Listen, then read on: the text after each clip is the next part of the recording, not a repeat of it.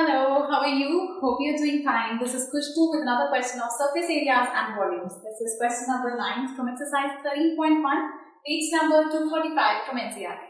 It says a wooden article was made by scooping out a hemisphere from each of a solid cylinder.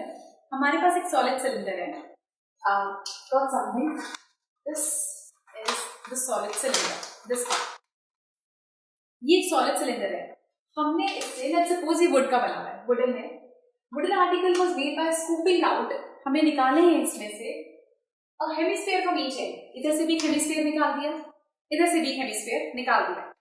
तो ये shapes बन गए. उसके बाद ये हेमिस्फीयर्स निकालने के बाद if the height of the cylinder इस पूरे की हाइट हमें गिवन है 10 centimetre and is the base is of radius 3.5. जो बेस का रेडियस है वो 3.5 है. यहाँ पर भी, यहाँ पर. Now find the total surface area of the article. आपको आर्टिकल का टोटल सर्फेस एरिया निकालना है. ये हमारा सिलेंडर, ये जो स्कूप करके हमने बाहर निकाले हैं तो अंदर ये रह गया.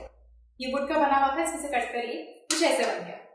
सो अब मुझे इसका टोटल सर्फेस एरिया निकालना है. दैट मीन्स हम क्या निकालेंगे, ये जो बाहर का आउटर सिलेंडर है इसका कर्व सर्फेस एरिया लेंगे जो सिलेंडर बना हुआ है, और इस चीज का सर्फेस एरिया लेंगे क्योंकि अंदर से फिल्ड है कर्व सर्फेस एरिया, और यहाँ का कर्व सर्फेस एरिया लेंगे. तो हमारे पास आ जाएगा टोटल वुडन टॉय का सरफेस एरिया.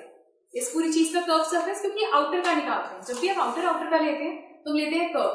सेम वेज ये भी सिर्फ कर्व सरफेस एरिया लेंगे सिलेंडर का, सिर्फ ये आउटर पार्ट और सिर्फ ये वाला पार्ट.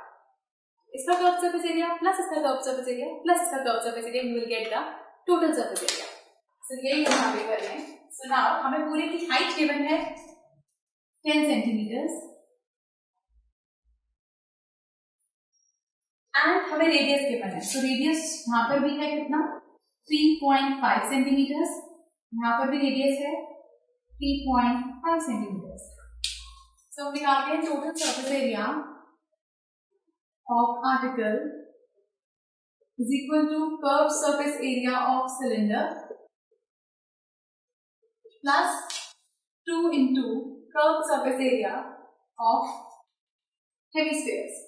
2 इंटू हमने इसलिए करा क्योंकि दोनों हेमिस्फीयर्स हैं, दोनों की रेडियस सेम है, सेम रेडियस है, सारी वैल्यूज सेम है, इसलिए 2 से उसको मल्टीप्लाई कर दिया.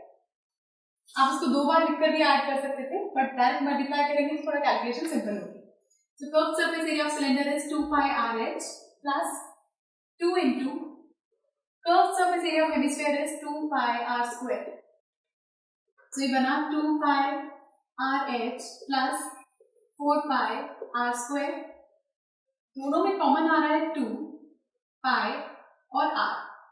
2 पाई r जब निकाल चुके हैं तो आपके पास अब बच रहा है सिर्फ h.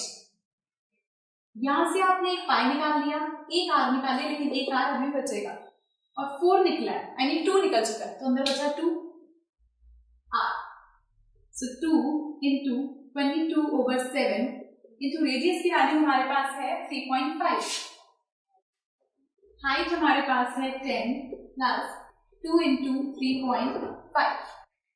तो ये आया 2 इंटू 22/7 इंटू 3.5 का डेसिमल रिमूव किया upon 10, so 35/10. So 10 plus 3.5 into 2 is 7. 2 into 22/7 into 35/10 into 17.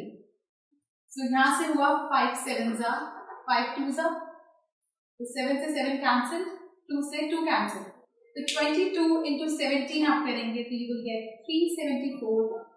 This is in centimetre square. So this is the total surface area. So basically हमने क्या किया, सिलेंडर का लिया, उसके 2 कट हेमिस्फीयर पार्ट्स थे, उनका एरिया ऐड कर दिया उसमें. सो आपके पास आ गया total surface area. So this is question number 9 from exercise 13.1. किसी क्वेश्चन में आपको डाउट है प्लीज हमें बताइए. तो स्पेस नीचे गिवन है उसमें लिखिए, and do watch the next video for some more questions. Good bye.